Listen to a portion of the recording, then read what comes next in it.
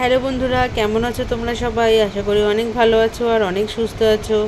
আজকে দেখো একটা নতুন রেসিপি নিয়ে এসেছি তোমাদের সাথে শেয়ার করার জন্য। সেটা হচ্ছে অনুষ্ঠান বাড়ির স্টাইলে ঝুরি ঝুরি আলু ভাজা। আর এটা আজকে দেখো আমি বাড়িতে প্রথম ট্রাই করেছি এবং ট্রাই করে সাকসেসও হয়েছি।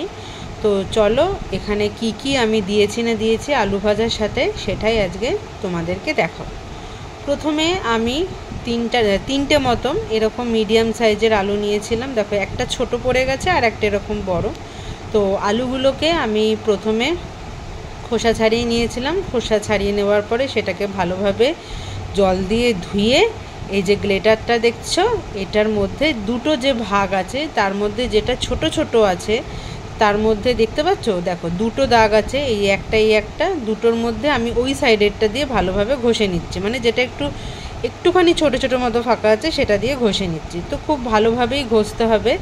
আর ঘষার পরেও আমাদের এখন অনেক কাজ আছে। তো আমি তিনটে মতো আলু নিয়েছিলাম। প্রথমে আমি বুঝতে পারিনি যে মানে কতগুলো মতো আলু আমাদের সবার জন্য উপযুক্ত হবে না হবে। তো তিনটে মতো আলু নিয়ে আজকে আমি করেছি, তোমরা চাইলে এর বেশিও ইউজ করতে পারো। তো দেখো আমি এটাখানে ভালোভাবে আলুগুলোকে গ্রেট করে নিয়েছি গ্রেটারে।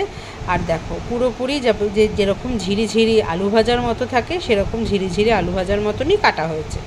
এরপর আমি আলুগুলোকে মোটামুটি 5 থেকে 6 বার মতো ভালোভাবে ধুয়ে নেব। এখানে আমি প্রথমে গামলার মধ্যে আলুগুলোকে একটুখানি ভালোভাবে ধুয়ে নিচ্ছি, একটু যাতে ভালোভাবে আলুর মধ্যে যে কষগুলো থাকে সেই কষগুলো বেরিয়ে যায়। তারপর আমি ঝুড়ির মধ্যে নিয়ে আলুগুলোকে আরও 2-3 বার মতো ধুয়ে নিয়েছি। আর দেখো আলুগুলো ধোয়ার সাথে সাথেই না কীরকমভাবে দেখো একটা ফেনা ফেনা ভাব চলে এসছে। তো আমরা কখন বুঝতে পারবো বলো তো যে আলুগুলো ধোয়া কমপ্লিট হয়ে গেছে? যখন আলুগুলো গায়ে থেকে ছাড়া ছাড়া মতো হয়ে থাকবে, দেখো এই যে ঝিরঝিরে মতো। এরপরে আমি আলুর জলটাকে ভালোভাবে হাতের সাহায্যে চিপে নিয়ে এরকম একটা থালার সাহায্যে পাখার হাওয়াতে বা রোদের মধ্যে এরকমভাবে রেখে দিয়েছিলাম। রোদের মধ্যে বেশি রোদ নয়, একটু হালকা হালকা রোদ। আমি এখানে পাখার মধ্যে রেখে দিয়েছি। আর দেখো উপর নিচ করে দিচ্ছি, তার কারণ নিচে যদি জল থাকে তাহলে আবার তেলের মধ্যে জল ফুটে উঠবে, ফটফট করবে। ওই জন্য আমি এখানে আলুগুলোকে ভালোভাবে এরকম ছড়িয়ে দিচ্ছি, যাতে যেইটুখানি জল আছে সেইটুখানি জলও যাতে না থাকে। এরপরে আমি দেখো কি আলু ভাজার জন্য ইউজ করেছি। এখানে আমি কারি পাতা নিয়েছি। কারি পাতা দেখো এতটা পরিমাণের মতো আমি কারি পাতা নিয়েছি, সেটাকেও তেলে ভাজবো। আর নিয়েছি এখানে হচ্ছে বাদাম, এটাকেও তেলে ভাজবো। এখানে আমি চোকলা ছাড়ানো বাদাম নিয়েছি, কাঁচা বাদাম নিইনি।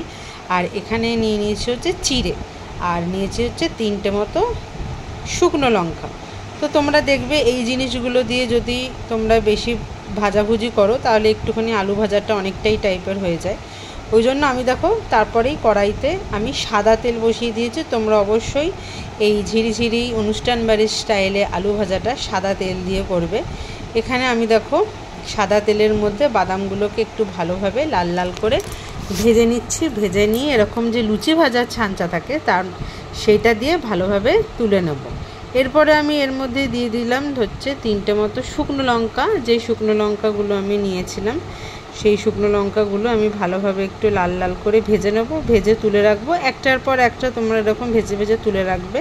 আমি প্রথমে তো বাদাম ভেজেছি, তারপরে এখানে শুকনো লঙ্কা ভেজেছি, তারপরে এখানে ভেজেছি হচ্ছে চিড়ে ভাজা। এরকম চিড়ে ভাজা খেতে আমার তো খুব পছন্দ হয় বা ভালো লাগে। তোমাদের কেমন লাগে বলো তো, অবশ্যই কমেন্ট করে জানাবে। দেখো এই যে চিড়ে ভাজাগুলো ভাজা হয়ে গেলে বেশ সন্ধেবেলা টিফিনের জন্য এর ওপরে যদি একটু চিনি ছড়িয়ে দেওয়া হয় কড়মড়ে করে খেতে বেশ ভালোই লাগে। কিন্তু আজকে আমি আর সন্ধেবেলা টিফিনের জন্য ইউজ করিনি, আজকে আমি আলু ভাজার জন্য ইউজ করেছি। এখানে দেখো আমার এখানে চিড়েগুলো একদম লাল লাল করে ভাজবে না, একটু মচমচে টাইপের হয়ে গেলেই বুঝতে পারবে তোমরা। দেখো এই যে মচমচে টাইপের হয়ে গেছে। এই ছাঁচা দিয়ে একটু ভেঙে দেখবে, তাহলেই তোমরা বুঝতে পারবে মচমচে টাইপের হয়ে গেছে। এরপরে আমার কড়াইয়ে যথেষ্ট পরিমাণেই তেল ছিল, আমি এর মধ্যে এবার কারি পাতাগুলোকে ভেজে নিচ্ছি। এখানে দেখো আমার সব কিছুই ভাজা হয়ে গেছে, বাদাম ভাজা হয়ে গেছে, লঙ্কা ভাজা হয়ে গেছে, কারি পাতাগুলো ভাজা হয়ে গেছে। কারি পাতাগুলোকে তোমরা একটু হাত দিয়ে একটু ভেঙে নেবে। তো কড়াইতে আমি আরেকটু পরিমাণে তেল দিয়ে দিয়েছি, কারণ এরপর আমি আলু ভাজবো।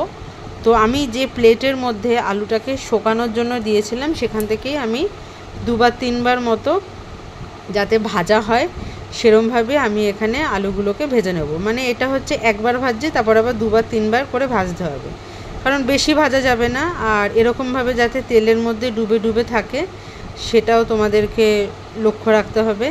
আর তেলটা একটুখানি বেশি পরিমাণে দেবে, তার কারণ আলু ভাজতে গেলেই দেখবে তেলটা অনেকটা পরিমাণে টেনে নেয়।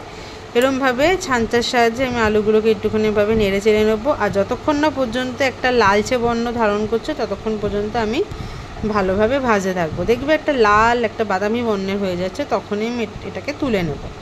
দেখতে পাচ্ছ একটা লাল ভাজতে ভাজতে দেখো লালচে বর্ণ ধারণ করছে। আর তোমরা গ্যাসের ফ্লেমটা একদমই বাড়িয়ে রাখবে না, মিডিয়াম লো টু মিডিয়াম ফ্লেমে রাখবে, তা না হলে পুড়ে যাওয়ার সম্ভাবনা থাকবে। দেখো আমার আলুগুলো ভাজা হয়ে গেছে, তোমরাও এরকমভাবে আলুগুলো ভাজবে। তো দেখো আমার একদম রান্না এখন কমপ্লিট।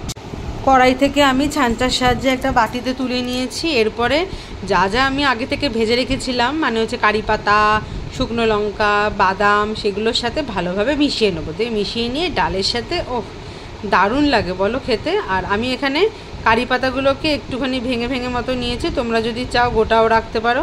তো আজকের মতো রেসিপিটা একটুখানি কেমন লাগলো অবশ্যই কমেন্ট করে জানাবে। তো আজকের মতো টাটা।